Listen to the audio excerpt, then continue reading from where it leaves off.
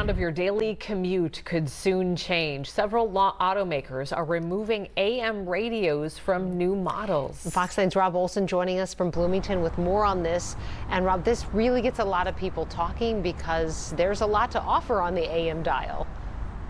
Yeah, a lot of people talking on the AM dial. 4,500 AM radio stations still broadcasting in the United States, more than 300 in Minnesota. This move is getting a lot of pushback from the National Association of Broadcasters, the National Association of Farm Broadcasters, even former FEMA directors who are pushing Congress to step in because they say there's a lot of essential information and a lot of people hear it on the road.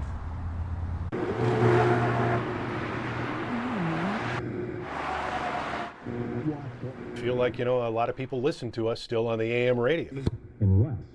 So many things are supposed to kill a AM radio, and we're still here. For more than 20 years, Adam Carter's been a voice on AM radio. I think a lot of people still well aware that a good chunk of their audience is on the road, questioning the choice of direction of automakers. Is it that difficult to keep an AM radio in a vehicle? I mean, what are they really saving if they don't have an AM radio vehicle? And there's so many people who still listen that way. It began with some automakers eliminating AM receivers in electric vehicles due to interference problems. Now Ford's saying it'll eliminate AM in all new vehicles. Care about AM radios. Leading Carter to ask listeners recently where they were, relieved to hear the variety of responses. And there are a lot of people who listen in cars, but a lot of people listen on smart speakers. A lot of people listen on the computer. What the research shows is that just over half of all radio listeners say they listen only in the car. 10% off.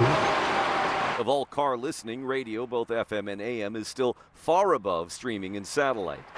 Like I said before, there's been so many predictions of the demise of AM radio that hasn't happened yet. This guy's a seasoned. Carter notes there are now many ways to listen to AM radio online, but that could be a barrier in a car. There are now more than 300 AM radio stations in Minnesota alone, many of them small community stations, religious, or even in other languages. If you're not listening to those people, I think you're kind of ignoring their voices and saying that, we don't really care about you, and I don't think that's a good road to go down.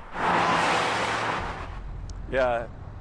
So again, now this move by automakers, but a big move on the other side to try to pressure them to keep those AM radios in the receivers there.